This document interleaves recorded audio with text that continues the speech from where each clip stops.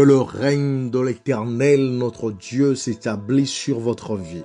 Que son règne s'établisse dans votre vie spirituelle, dans votre vie relationnelle, dans votre vie professionnelle, dans votre vie financière, dans votre vie parentale, dans votre vie sur tous les plans, afin que soit avancé par sa puissance ses plans pour vous et que vous soyez sous sa houlette nuit et jour.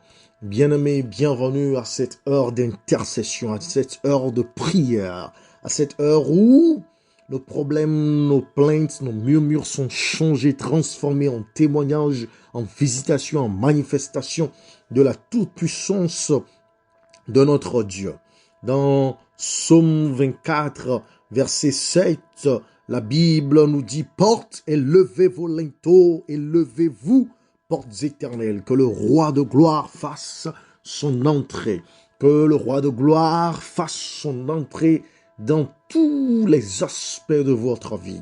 Que le roi de gloire fasse son entrée dans tous les compartiments de votre existence. Que le roi de gloire fasse son entrée dans tous les aspects de votre vie, afin que s'élèvent les linteaux, afin que se lèvent les portes éternelles, et que les portes de votre vie, de votre cité soient ouvertes pour sa domination, pour sa manifestation. Dans Psaume 93, versets 1 et 2, la Bible nous dit « L'Éternel règne, il est revêtu de majesté, l'Éternel est revêtu, il est saint de force. Aussi le monde est ferme, il ne chancelle pas. Ton trône est établi dès les temps anciens. Tu existes de toute éternité. Ô Père, que ton règne s'établisse aussi sur notre vie éternellement. Ô règne sur nous. Ô revêt-toi de ta majesté. Revêt-toi et ceins-toi de force et établis ton trône sur notre vie, car tu es notre Dieu d'éternité en éternité, afin que notre vie soit affermie en toi, afin que rien ne puisse chanceler dans notre existence, nous t'en supplions.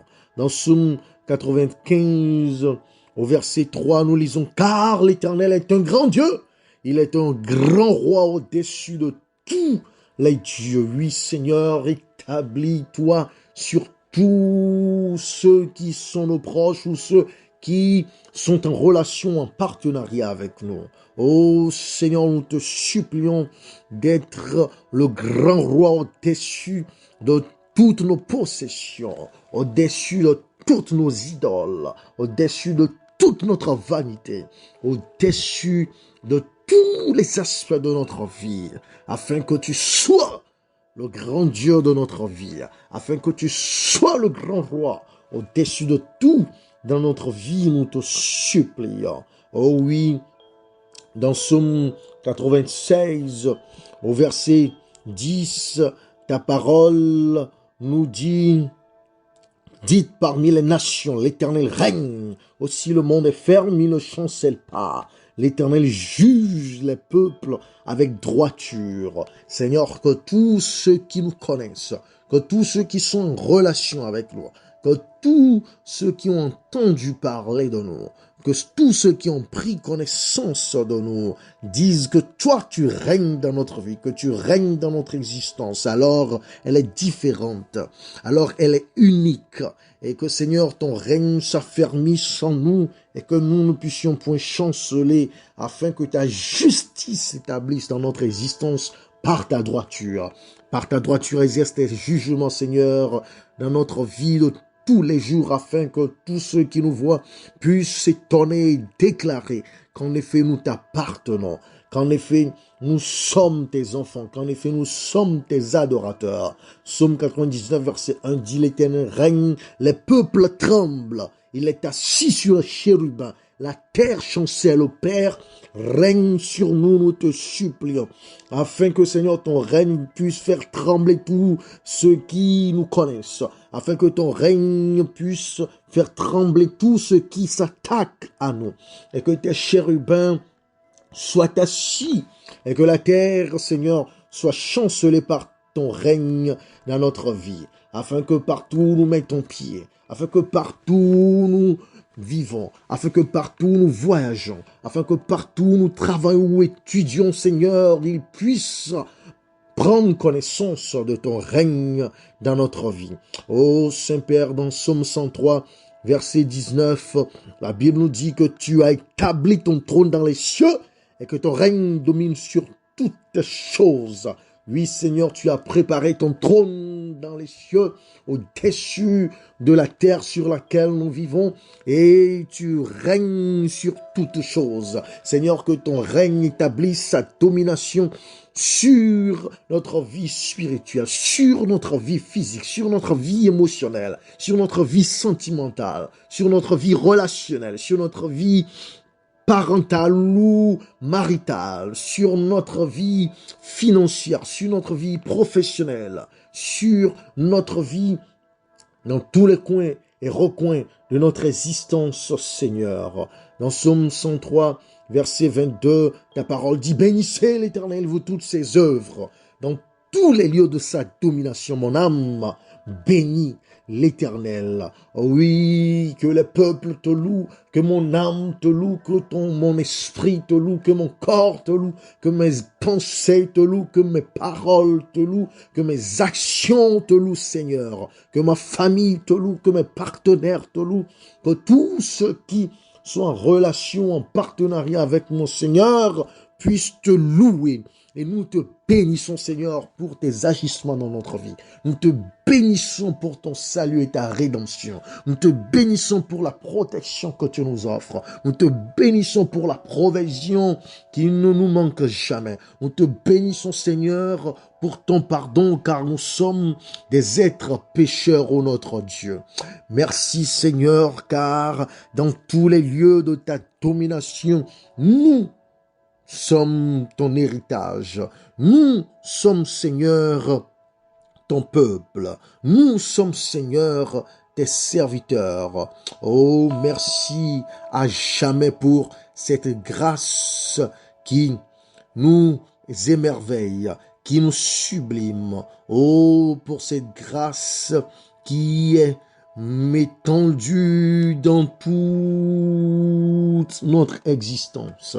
Père, nous t'élevons, nous te célébrons. Dans Psaume 145, verset 13, ta parole nous dit, ton règne est un règne de tous les siècles et ta domination subsiste dans tous les âges. Oui, Éternel, fais de notre vie ton royaume et que cela soit éternel, afin que dans cette vie et dans la vie d'après, d'éternité en éternité, nous puissions t'appartenir et que ta domination, Seigneur, s'établisse sur notre génération, au-delà de notre génération, après nous même, Seigneur. Oh oui, ta parole nous dit dans ce même psaume au verset 11, ils diront la gloire de ton règne et ils proclameront ta puissance. Oui, Seigneur, nous proclamons ta puissance. Oh oui, Seigneur, nous disons la gloire de ton règne, car tu fais des choses glorieuses dans notre vie. Oui, tu fais des choses spectaculaires dans notre vie. Oui, tu fais des choses exceptionnelles dans notre vie. Oui, tu fais, Seigneur, des choses miraculeuses dans notre vie. Et pour cela, nous te célébrons à jamais. Et comme le dit le verset 12, pour faire connaître au Fils de l'homme ta puissance et la splendeur glorieuse de ton règne. Oui, que ceux qui nous connaissent, que ceux qui ont entendu parler de nous, pour tous ceux qui nous ont vus, parlent de ta gloire dans notre vie.